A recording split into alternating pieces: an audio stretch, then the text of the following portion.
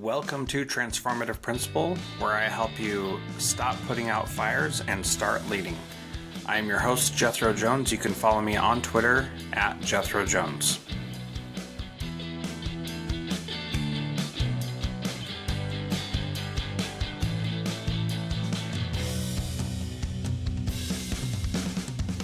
I'm launching a new website, transformativeprincipal.com. You can go there to learn about and join the mastermind. And also, you can go there to learn how to get positive press for your school. What's better than you telling your story all the time?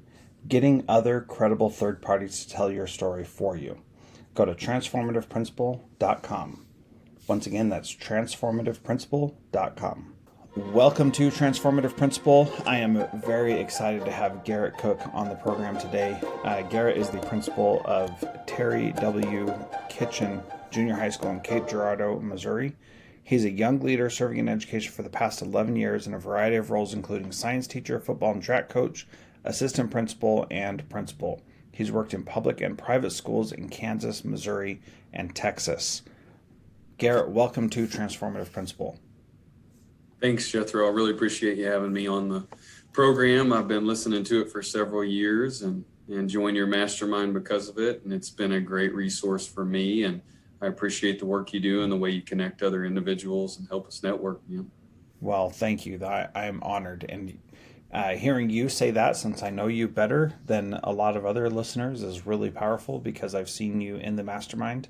And you did something unique. You joined the mastermind when you got this job at your junior high school. And so let's talk a little bit about how the mastermind has helped you as you're starting as a new principal in a new school.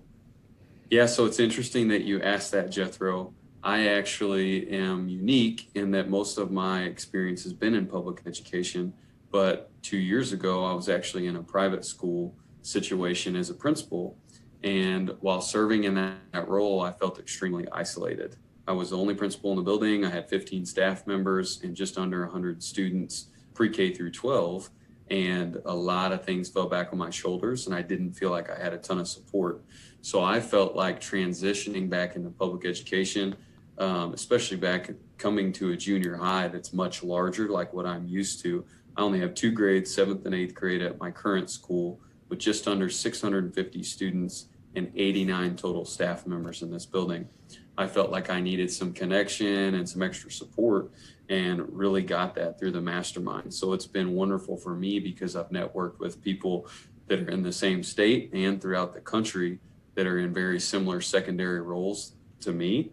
They can relate to my situation and we can speak about things candidly. There are no biases. None of these people work in my district, so I can share those things. And then it's helped me grow and think in different ways and help me connect with some people that are doing some great things in education for kids and teachers. Yeah, the things that the people in our mastermind are doing is really inspiring. If somebody were in your position and thinking, should I do this or should I not? What would you say to them? I would say don't wait. Jump on it immediately. If you have the opportunity and the means to take care of doing that you shouldn't hesitate, because what you're doing is filling back up your own cup. You're adding to yourself, not only just for my mental health and well-being, but also being connected to other people and getting some resources out there that will help serve my building and my staff better as I move forward. There are things that we've implemented in the year and a half I've been at the school that I'm at now that I wouldn't have even thought of. And I feel like I'm so advanced in what I'm doing at this point, being a year and a half at this school, as compared to where I've been in the past in leadership roles, because I was a part of the mastermind and have gotten to answers and solve problems quicker with having a group of people to network like this. Yeah. So it's one thing to have the experience and know how to solve things, but then to have the community where they help you come up with solutions and figure things out, you can do that much faster with the support. Absolutely. Yep. I would agree with that. Well, cool.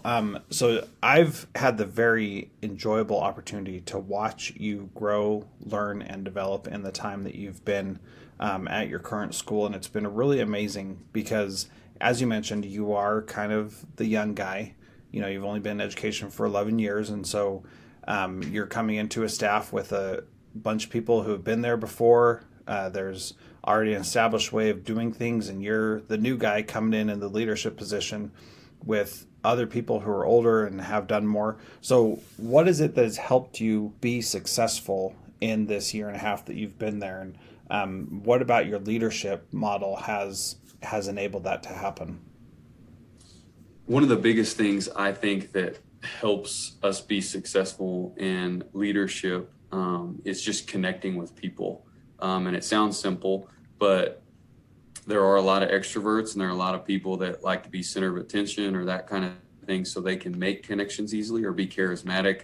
But I think more than that is identifying the people that you work with that really are the movers and shakers in whatever organization you're working with. And in my case, I developed a leadership team here at the junior high, and some of those people were already a part of that and some weren't. And I started last year by opening that leadership team up to people that wanted to volunteer and join it, so that we could start monthly staff meetings, which is something that wasn't established in my current building. And I really got to know a lot of people on a deeper level of what is their motivation for being a part of this? How do they operate handling difficult situations or different scenarios? How do they make decisions, etc.? I got a chance to do that. And I don't know that everyone does that. I didn't take opportunities like this in the past at other schools I've led at. And I think it was really insightful for me to, whereas this school year, coming into my second year as principal, I have the team that I chose. And I narrowed that down to individuals that I felt like really modeled kids first mentalities and want to do right for others. And my team, I feel, is really strong, and I feel like they've got a very similar vision and set of goals that align with the way I do things and how I operate as a leader. So having that support and feeling like I have a group that's bought into what I believe in and that we're serving kids first, and that's really something that we're going to do here, and we're going to be action oriented with it, I think it's been a huge change and a huge positive way for me as a young leader in a new situation. Yeah, and the thing that's interesting is that as I did come out and work with your leadership team about communication and things like that, which was a lot of fun and cool to meet you in person. That's always a bonus. And then to see your leadership team. And what was great was seeing how after just a year you had established a way that communication could be open and honest without people feeling like they needed to guard everything. And I thought that was really awesome to see, because you talked about how you set up a system for communication and a way to get feedback from specific people. Can you talk a little bit more about that? Yeah, definitely. So I am a believer in the PLC model. I believe PLC practices are great, and communication and collaboration are key in any business or organization, especially schools, where educators are dealing with children on a daily basis and their families, and trying to educate our youth for a better future. That being said, as most of us know that have been in education for any time, if you even say the word PLC or we're going to develop a strong PLC here, it's almost like with other educators, they've been there, done that. That's old hat. It's in one ear and out the other. So when I came in, I was looking for a leadership model that could follow those basic practices of having collective commitments, of meeting on a regular basis, to serve kids' needs, not to gripe or complain, like happens in so many other collaborative situations in schools, and have a mission and a vision in a way that was new or different that people could buy into, if that makes sense, Jethro. Mm-hmm. And I really got turned on to an author, Pat Lencioni, which a lot of people have read his 5 Dysfunctions of a Team. But a good friend of mine actually down while I was in Texas handed me a book called The Advantage and said, hey, you need to check this out. I think this would help you out with, some leadership or just a leadership model in education. And I read the book, loved it. We read it in the mastermind together. I learned even more about it than what I had before. I feel like I always get a little gem or two out of it when I go back through it. And it has leadership model in it called the Meeting Advantage that Lencioni talks about.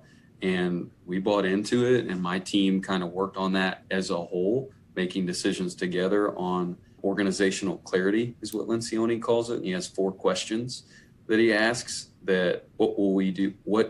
Why do we exist? What do we do? How do we behave? And how will we succeed? And we answered those questions together. And then we also set a thematic goal for our school year, which is the 5th question: what is most important right now? And I've got a team that I really feel like is committed to that. We work this, and we even change the style of our meetings and how we do it. For instance, we are agendaless. We show up to a meeting and we just follow this model that we've set out.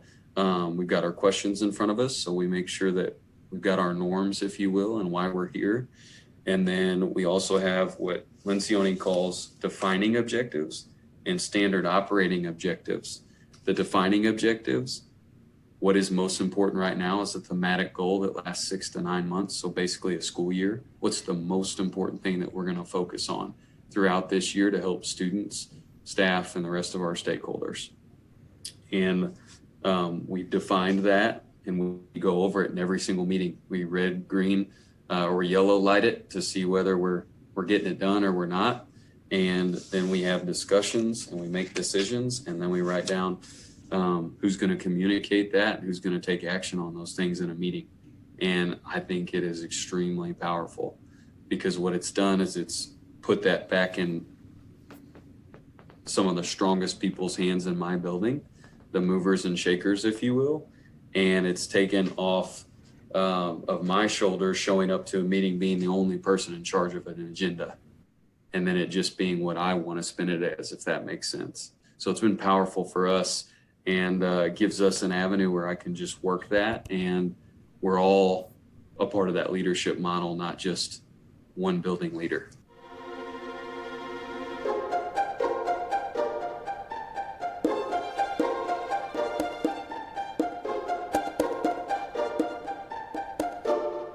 John Catt Educational supports high-quality teaching and learning by providing publications that are research-based, practical, and focused on the key topics proven essential in today's and tomorrow's schools. The latest John Catt publications include a book whose bold, transformative ideas amaze and infuriate people around the world, according to one reviewer, a title from global leaders in curriculum planning, practice, and retrieval, one book that says stop talking and start doing with regard to teacher well-being, and much more. These books, used by educators of all roles across North America and worldwide, amplify fresh, engaging voices with practical strategies to create transformative change. Learn more in our show notes at jethrojones.com/podcast.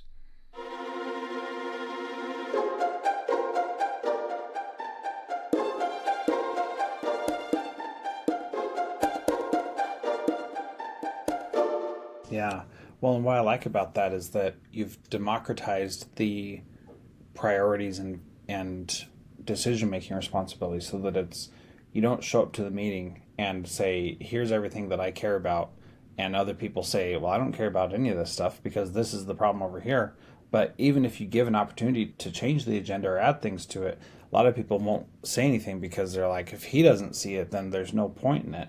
And I think that that's a really powerful approach to take, that is it's more powerful than you would think it is, because it enables everybody to be as involved in the solution as they are capable of being. Am I saying that right? Is that what you've seen?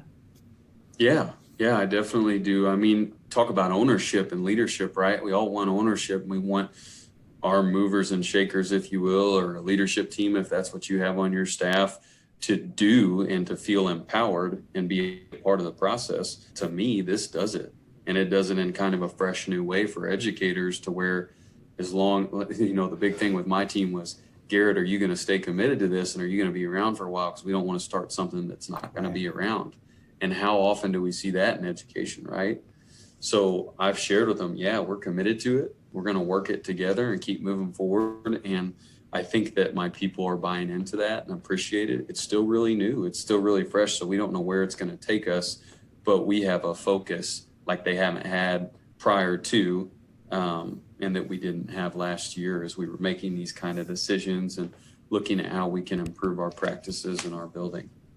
you've talked about movers and shakers, and so you have this idea of how people are interacting in your building. The way that you respond and give time to people is different. That not everybody gets the same amount of time or not everybody gets the same amount of attention. How do you determine how to spend time and support with different people in your building? Yeah, so I think it's really important. There's only so much given time in a day, and a lot of great leaders out there have figured out that they have to prioritize that time and manage it well to be as effective as possible for the greater good. And that being said, I really lean on my leadership team. It's made up of 12 individuals. I have two assistant principals and nine faculty members that are all department chairs. And those are the individuals I would call movers and shakers. Um, I did personality surveys with my entire building and some professional development on a model called True Colors, which is personality profiles based on the colors green, gold, orange, and blue. And those different colors represent the major personalities in all of society, right? So I get to know the people in my building and everyone matters, but I spend quite a bit more time with my leadership team in disseminating information in the collaborative meetings that we have monthly, and sometimes we have them bi-weekly if we need to. And I try to get to know people on an individual level because some people don't want you to come by and check on them every day and ask them how they're doing or shoot the breeze, if you will. Whereas others, they need that. If I was talking to you about the True Colors model, orange is a really charismatic person, center of attention, class clown kind of kid. If you think of the student, if you think of the adult, they want to be center of attention. That individual, I'm going to give a little more shoulder time to or face time to because they crave it. Whereas if I have blue personality, talking about True Colors still, that individual is going to be, could be one of the people that doesn't really like to be center of attention, more of an introvert. They want to work independently. So I might just say, hey, good morning to them. And that's enough. You know what I mean? I'm not going to go have a full conversation with them when they're supervising or getting ready for the school day or whatever it is. And I think finding out who those people are and what motivates them and how they work best really can make a huge difference and impact in the way that you lead and the way that you work with others. Me, for instance, Jethro, I want to speak. I want to be out front. I'm a high I with a disc profile. So I want to be heard and I want to innovate and implement things and work with others and collaborate to make decisions. So visiting with people and being center of attention, that's important to me, but also just doing my job in the way that I see fit best and having autonomy is huge. So if I know those things about the people that I work with and I can provide that for them with projects or lesson planning or a new initiative that we're implementing in the school building, that's huge. I think getting to know your people at a deeper level than surface and hi, I'm a nice guy and can smile and come by and say hi to you. But I can really know what makes you tick and try to lift up people's strengths and use them in those situations or put them in situations where they can use their strengths is really a key piece of leadership that I'm trying to learn more about, utilize myself. Yeah, I totally agree. And what I see when you are able to find people's strengths is that they can then come out of their weaknesses and live in their strengths rather than living in their weaknesses. So I, like you, hate being micromanaged, and I had a boss who would micromanage me, and it just drove me nuts. And if one example that I like to give is that if somebody says, Jethro, you need to go do lunch duty, just grates on me. But I love spending time with kids, love being in there. So as long as nobody tells me that's what I have to do, that that's where I'm required to be, then I can totally do it and it's fine. But as soon as somebody says you have to do it, then I'm like, okay, how can I not be trapped? Because then it feels like a trap because somebody's telling me that I have to do it. And it's interesting because in one of my schools, that was the expectation that the principal spends all their time in the lunchroom. And what my perception was that when when the principal is stuck in the lunchroom, then we can go do whatever we want. And don't have any responsibility or accountability because we know that the principal can't come and check on us. And I remember experiencing that and thinking, man, that is just so unhealthy and so toxic, both for me to think that and for them to experience that also. But when you know people, when you understand who they are and what makes them tick, as best you can, because that's hard to figure out, then it's really powerful. And especially with those personality surveys, that they're not the be all and end all and they don't define everybody, but they at least give you a starting point to be able to look at them and say, okay, you're not going to like it if I come in, pop into your classroom and announce. You're going to want me to say, I'm coming in third period today, and you're just going to be so much more comfortable. That's a little respectful, decent human being thing that I can do to help you feel more comfortable and supported. Yeah, for sure. For sure. Yeah. So my last question is, what is one thing that a principal can do this week to be a transformative principal like you? Get to know your staff. A lot of people have worked together for 10 years or more, and they may not know that other person's spouse's name or their children's name, and simple things like that, where you can connect with others in a very human and down to earth way, I think are huge. If I had to do the job over currently or start over knowing what I know now, even my first year, I would have spent more time getting to know some people in my office staff, because I spent a ton of time with my building and getting out in classrooms and with teachers and with students. But I would get to know some of those individuals that have been around for a while, make them feel comfortable, make them understand a little bit more about me and be open with them. Because once you have broken down some of those get to know you barriers, if you will, you can really connect with people and find out what makes them tick and get the most out of the people that you work with. Yeah, great advice. Garett, thank you so much for being part of Transformative Principal today. So good to talk to you, and so grateful to have you in the mastermind with me every week. You bet. Thank you, Jethro. I appreciate you having me. It's been a pleasure.